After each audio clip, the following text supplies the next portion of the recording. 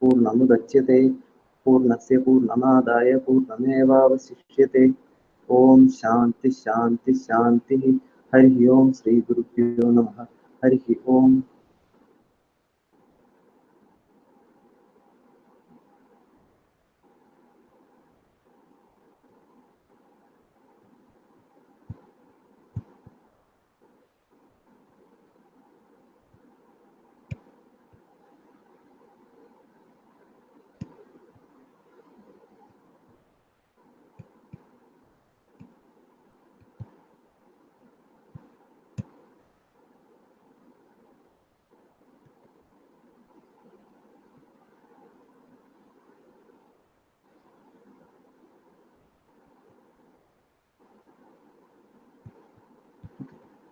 Prasanna ji, can you start reading from this Adhyatma Jnana Nityatva?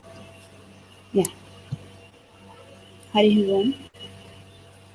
Adhyatma Gnana Nityatvam. Adhyatma Gnana Nityatva, the 19th value in the order told by Lord Krishna to Arjuna, is discussed as the final value for the sake of more logical analysis. The previously discussed value, Tattva Gnanardha Darshana, a value for not losing sight of the knowledge of truth as one's primary goal, is an attitude which, for its fulfillment, requires the gain of appropriate knowledge. How does one gain this appropriate knowledge, the knowledge of truth, Tattva Gnana, which is also the same as the knowledge of self, Atma Gnana? Knowledge is not gained by sitting under a Bodhi tree. Sitting quietly under a Bodhi tree may be fine for some other things. Perhaps a reflective person sitting under a tree for some time may figure out certain things about the world and its miseries, but knowledge will not come to that person simply because he sits quietly. For any knowledge to be discovered, there must be a valid, effective, and an appropriate means available to know whatever that one seeks to know. Adhyatma-gnana Nityatva deals with the valid, effective, and appropriate means for gaining self-knowledge. Atma-gnana, which alone fulfills the value previously discussed, Tattva-gnanardha Darshana, a desire for liberation which has matured into inquiry into Tattva, the truth. Adhyatma means centered on Atma, self, and Gnana is knowledge. Adhyatma Gnana is the knowledge for which the subject matter is Atman, oneself. Nityatva Nityatva indicates constancy. Adhyatma Gnana Nityatva is constancy in knowledge centered on the self. Where one can find the teaching for which the subject matter is oneself Atma, not in the usual disciplines of learning, such as in mathematics, physics, or chemistry, or in anatomy, physiology, or psychology. Self-knowledge is the subject matter of a tradition of teaching called Upanishad or Vedanta, or any name equivalent to these names. The scriptures at the end of the Vedas, where this teaching is found, are also called by the name of the teaching Upanishad. Thus, Adhyatma-gnana, the self-knowledge, indicates the teaching and the books containing the teaching whose subject matter is the truth of oneself, of the world and of the Lord are called Upanishads. In fact, the very word Upanishad etymologically means Adhyatma-gnana. So, Adhyatma-gnana Nityatva, centered on the knowledge of the self, is a value for constancy in the study of the scriptures known as Upanishads and other texts of Vedanta. Nityatva means constancy in scriptural study until self-knowledge is gained, clear and free from doubt. The word Upanishad is derived from the root sad, whose meaning... No, it's Upanishad. It's Shad, Okay. not Sad. Oh, sorry. Yeah. The word Upanishad is derived from the root shad, whose meaning is to disintegrate, to destroy, and to reach. The root has two prefixes, upa and ni. Upa means near. The self, Atman, is not even the nearest, it is oneself. By the prefix upa, Atman is implied here. About this Atman, there is ignorance and confusion.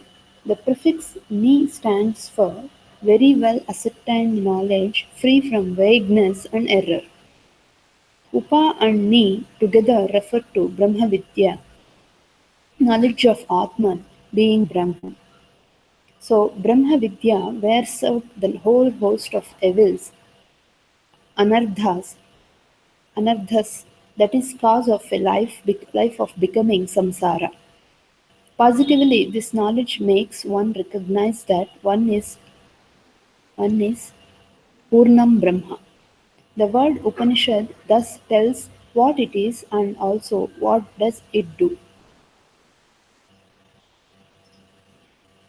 For the gain of any knowledge, the answer to the question, how long must I study, has to be until you know it, which means until you understand the subject matter.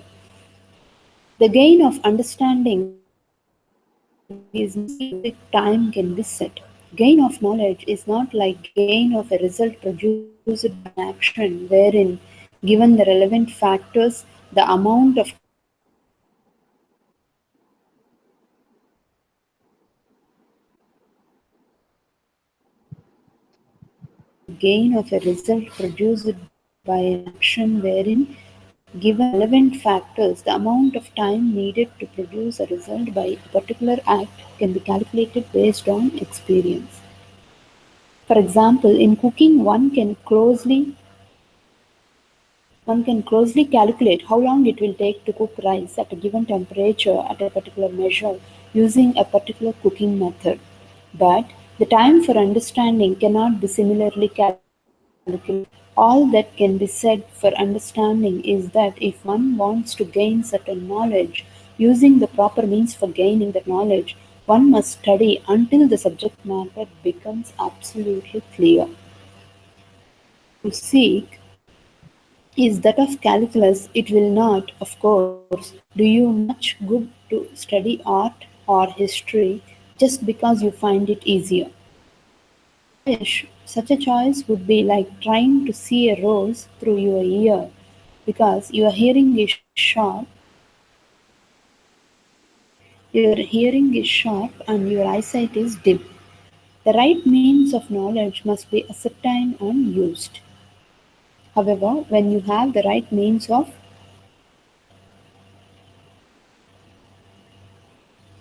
However, when you have the right means of knowledge for the knowledge you seek, it is simply a matter of continuing to use that means until the knowledge is gained and is clear and steady. The gain of knowledge, listening, reflection, contemplation. The study of Vedanta until knowledge of self is clear and steady involves three things: listening, Shravana, reflection, Manana, and contemplation, Nididhyasana. These are the three things that constitute constancy centered on self-knowledge, Adhyatma Gnana Nityatva. Of these, Sravana is the primary means, reflection and contemplation are concurrent but secondary means, being simply aids to Shravana. The basic Shravana is listening to the words and sentences of Vedanta unfolded by a competent teacher, but Shravana also can be the hearing that occurs when one by oneself studies the written scriptures. Shravana is study of Vedanta in order to find out what it has to say about oneself, about the world, and about God. Vedanta unfolds what Lord Krishna called Jnaya, that which is to be known, that ultimate knowledge which is liberation itself. The ultimate Jnaya, sorry, how it has to be pronounced? Jnaya. The ultimate Jnaya. Jnaya. No, Okay. Jnaya. It is Jnaya. Ja and no, not Naya. It is Jnaya, Ja and Jna, like Okay. Jnanam. Okay. The ultimate Jnaya of Vedanta is stated cryptically in the Maha. No, you should not pronounce the Na. You should say it's like Jnanam. You say Yeah. it is Ja and Jnanya. That Okay. Okay. the Jnaya. The ultimate Jnana of Vedanta is stated cryptically in the Mahavakyas, great statements. These statements occur in the form of dialogues between the teacher and student in which the teacher unfolds the meaning of the Vakyas by a teaching methodology which makes precise in context the intent of each word. When unfolded, the Mahavakya reveals the vision, purport, Tatparya of Vedanta. Shravana includes a thorough inquiry into the meaning of these statements. Study of the great statement Tattvamasi, that you are, for example, requires an inquiry asking questions. Is this just a mystic statement to be enjoyed like a fanciful poem? Is this a factual statement? What is the meaning that Vedanta gives to this statement? Can one find out from Vedanta what is meant by that? What is you? What is the connection between that and you? What, if anything, does it mean to me right at this moment that I am a you, which is that? The answers to these and similar questions are found by studying the Mahavakyas and other supporting sentences that unfold the great statements. The way of study is to listen to a teacher who is both a Shrotriya, one who is learned both in the language of the Shastra and in the methodology of teaching, and a Brahmanishya, one who is clear and steady in the vision of the truth of himself. Such a teacher, by clearly creating a context for the student, will unfold the meaning of Vedanta word by word, sentence by sentence, negating the unintended meanings. The teacher will unfold not only the meanings of the words and sentences, but also how the sentence connects to the previous sentence and how it is connected to the following sentence. The whole teaching of Vedanta is in the form of words. Therefore, one must necessarily see what the words used are meant to unfold. One must see neither more nor less, but exactly what the words are meant to unfold. Using the words of Vedanta to see myself is like using my eyes to see color. If with my eyes open and focused, I find that there is not enough light to see color or to see it clearly. The light should be brighter, but the need for more light doesn't mean that it is the light that sees. The eyes remain the instrument that does the seeing. Similarly, words and sentences, like the eyes, are the means of seeing. To use these means, I must throw light upon the words and sentences, analyze them, and discover their exact meaning as unfolded by the scripture. These words are about me. With a fresh, open mind, made ready by right attitudes, I try to discover what the words say about me. In order to discover, I question the words. In order to discover, I question the words and sentences. What do the words say about how I am connected to this world? How am I connected to the Lord? If there a Lord, and the Lord, if so, is the Lord the creator of the world? What is said about this world? I must be related to the world some way. Am I inside the world as part of it? Or am I just here? And the world is here too, but each of us is independent of the other. Is the world created? If so, is that creation a person or a principle? Questions are addressed to the words of Vedanta dealing with the individual, the world and the Lord. Shall I stop here? Yeah, and following he can start from here Vedanta study.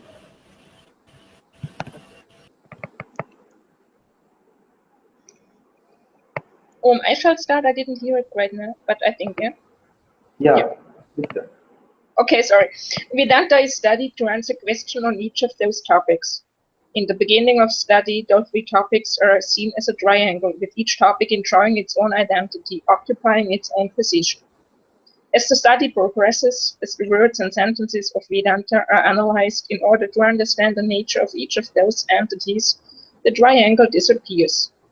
The three are seen as one. You discover that the individual, the world, and the Lord, Jiva, Jagat, and Ishvara, have their being in one thing, one absolute non-dual reality, and that reality you are, Tvam Asi. The vision of Vedanta is oneself. You are that is the vision of Vedanta.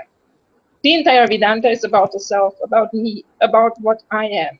In order to understand the scripture, I must clearly understand and keep in mind its basic topic, its basic vision. When the Shastra talks about the world, it is talking about me. When it talks about other worlds, heavens and hells to which I may go, it talks about me. The purpose of Vedanta is not to throw light upon means and ends, but to illumine the truth of all means and ends. The first part of the Vedas, known as the Karmakanda, the part relating to actions, throws light on various means and ends. It is the Karmakanda that can discover the means for going to heaven, how to perform a ritual to bring rain or gain the birth of a son. If ends such as those are what I am interested in, the first part of the Vedas, namely the Karmakanda, in the place to seek information. The last section of Vedas, known as Vedanta or Jnanakanda, the section of relating to knowledge, does not deal with the achievement of unachieved results. Vedanta talks about what I am, what the word is, what God means, what God's nature is, and how God is identical with me. Vedanta involves no means and ends. It just throws light upon what is. Throwing light upon what is called knowledge. Knowledge is just seeing what is. Vedanta lights up the fact. Whether Vedanta talks about the world or God,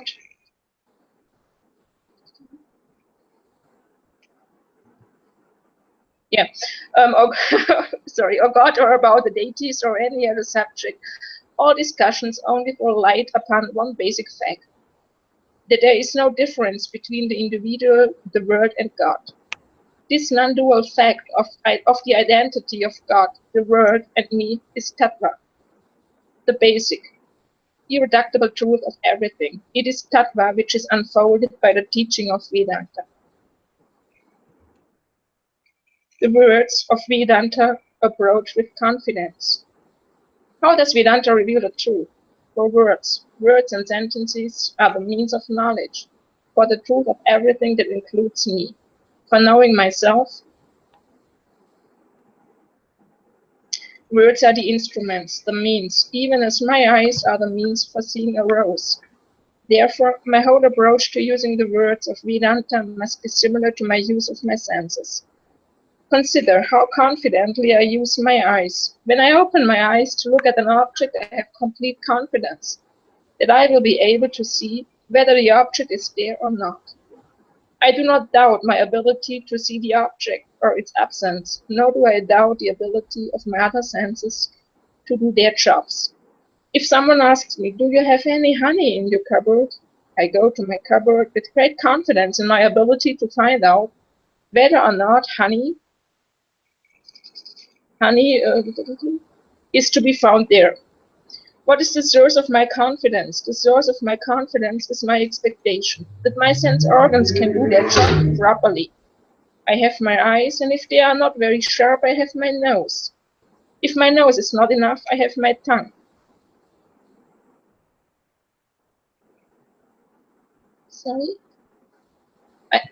And the sense of touch also.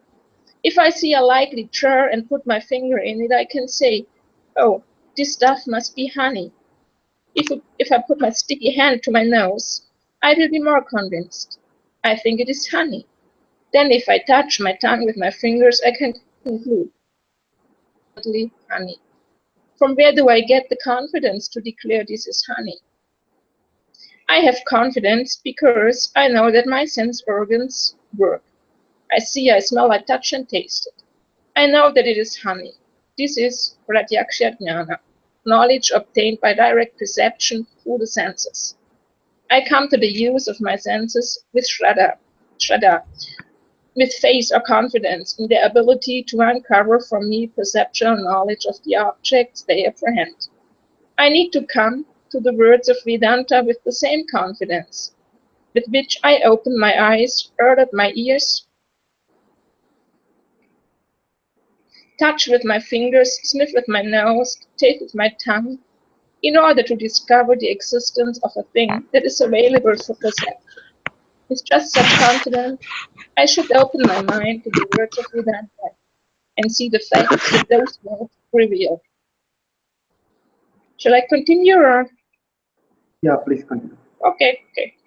Vedanta, the Pramana, the non-negatable knowledge.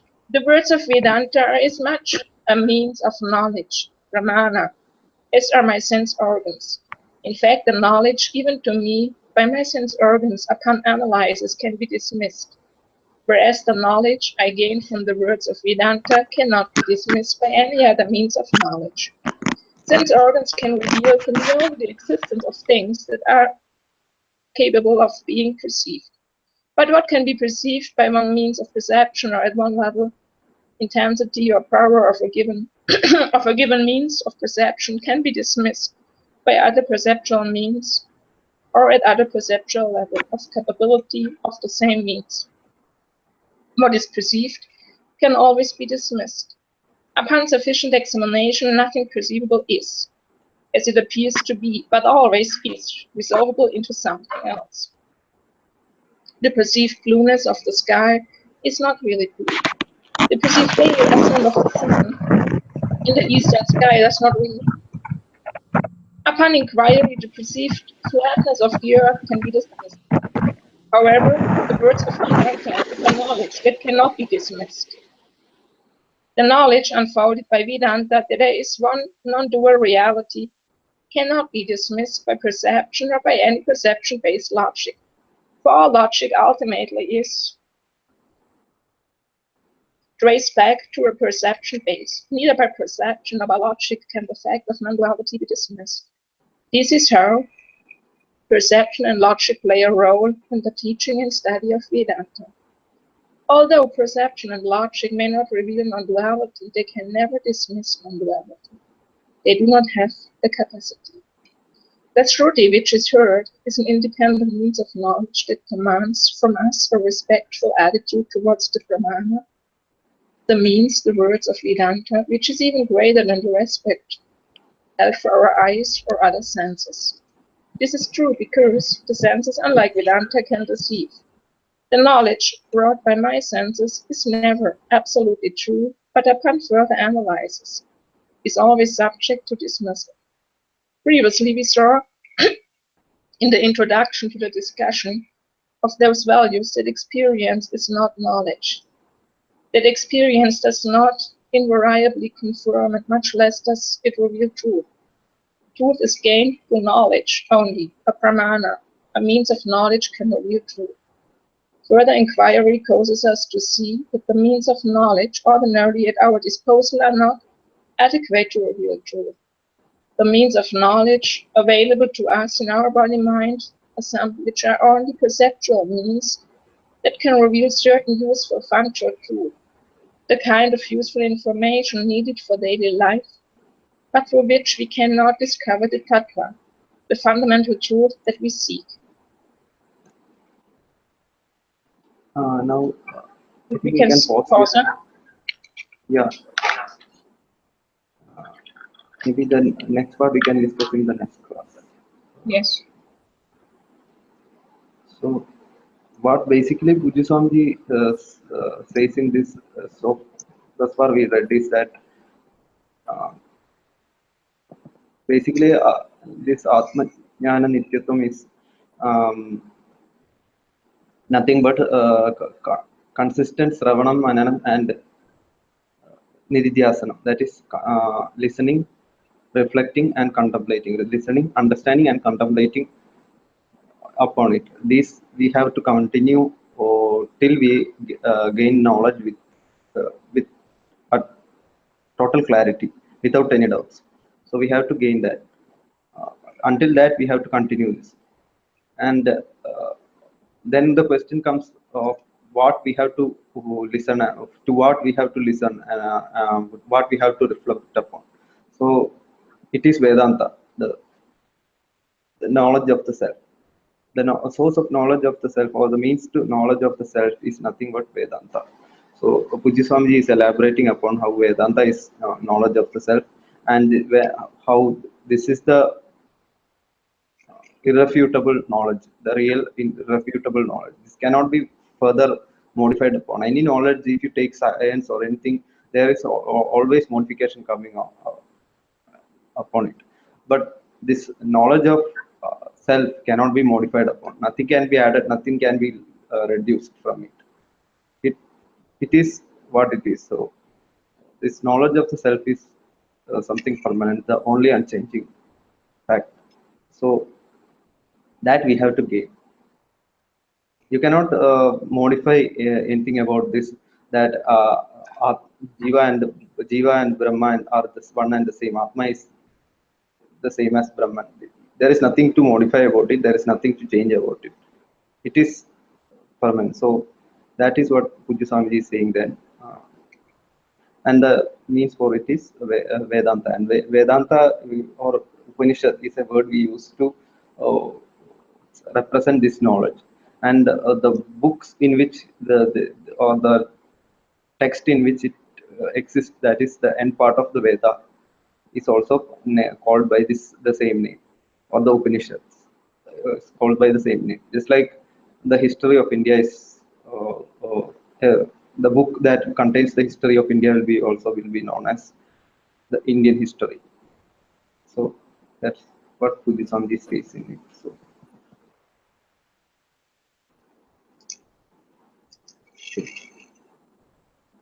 So any doubt or any? So which page we stopped in? 135.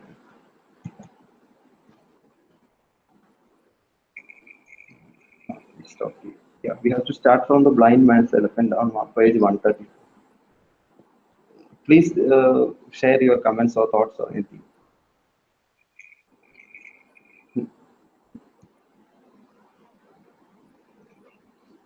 Vedanta is not a useful subject. Yes, yeah, those are the points to note. How the learning has to continue until they assimilate. Yes, learning has to go. Last day we had a interview with Swami Shuddhabodhananda ji from Bombay, who wrote the book Drishya Viveka. I think Solveig was in that class, right? Yes. Swaminiji's class, yeah. So I think did you get the books Swaminiji sent you? No. No, okay. Maybe because you are in Germany, it's not possible. Yeah.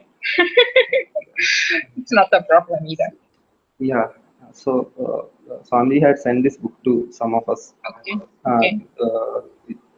It's written by Shuddhabodhananda. It's simply marvelous. It's fantastic. Such a book. It clearly explains Vedanta. Its introduction is it's just not just an introduction to that book or that text. It's an introduction to Vedanta. So such clarity is there in that. The difference with other books is that if you take Pujya Swamiji's books or anybody else's books, any other teacher's books, most are transcription of their talks. But whereas these books of Swami Shuddhabodhananda ji is that they are not transcriptions. They are actually written. He wrote the book. So that difference is there. So he got this book from Swamiji, and so we interviewed him, and we asked him what is the advice for us students, and what we are supposed to do. So what he said was commitment and more commitment, total commitment towards this knowledge. So that's what we have to do. We have to continue listening, reflecting, and contemplating upon till we gain the knowledge. You can get that book when you go to Anekati. It's there in the store. Like, I have just one comment. Okay, 1 second. Sorry, have I interrupted? Sorry. Yeah, no. Just one. The name of Prasunaji was asking what's the name of the book. Its name is Drik Drishya Viveka. Yeah. I'll type it out. Now, yes, Saurabhji, you can comment. It just my comment is, of course I got it, and without any doubts, like but like it struck my mind a little, like always the sentence, one has to study as long as of course as he or she gained or is abiding completely in the knowledge. That's true. But then on the other hand, like this striking on must study, like the must did strike my mind somehow, because like at some points it's not of course it's a must, but on the other hand it's also a pleasure, isn't it? And even like, for instance, like Buddha Swamiji, who got all the knowledge, he continued in a way to study and practice. You got what I mean? That's true. It's not like a law or something, but as we are students committed to moksha, committed to gain this jnana as jnanasus, it is definitely a must for us. And for any other person, it is not a must. It's not like imposed. It's not like something imposed on you. But since we are up to for this purpose, we cannot but do this. That is, until we gain knowledge, we have to do this. And it's definitely a pleasure. There is a pleasure in studying this knowledge. Yes, and my point was rather like this. Of course, you are committed, and then you have to particular commitment. But on the other hand, if one has gained, so to speak, knowledge, he or she won't stop even to continue on another level, but he or she will continue.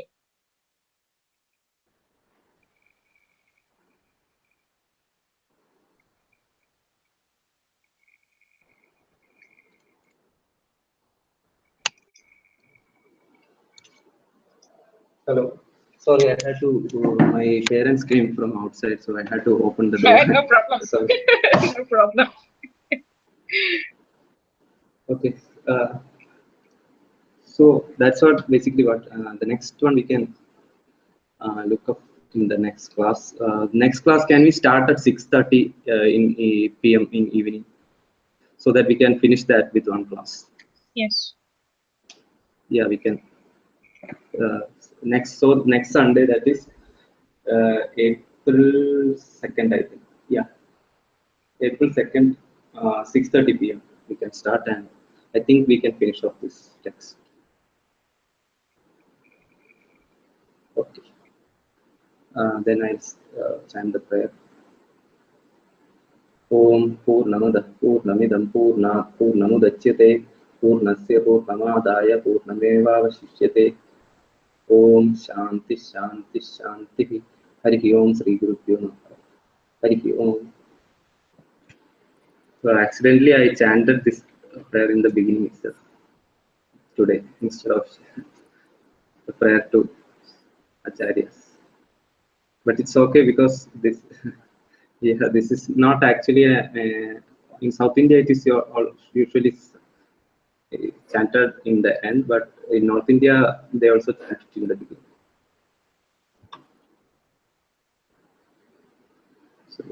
So we see you next week. I think. Hari Om.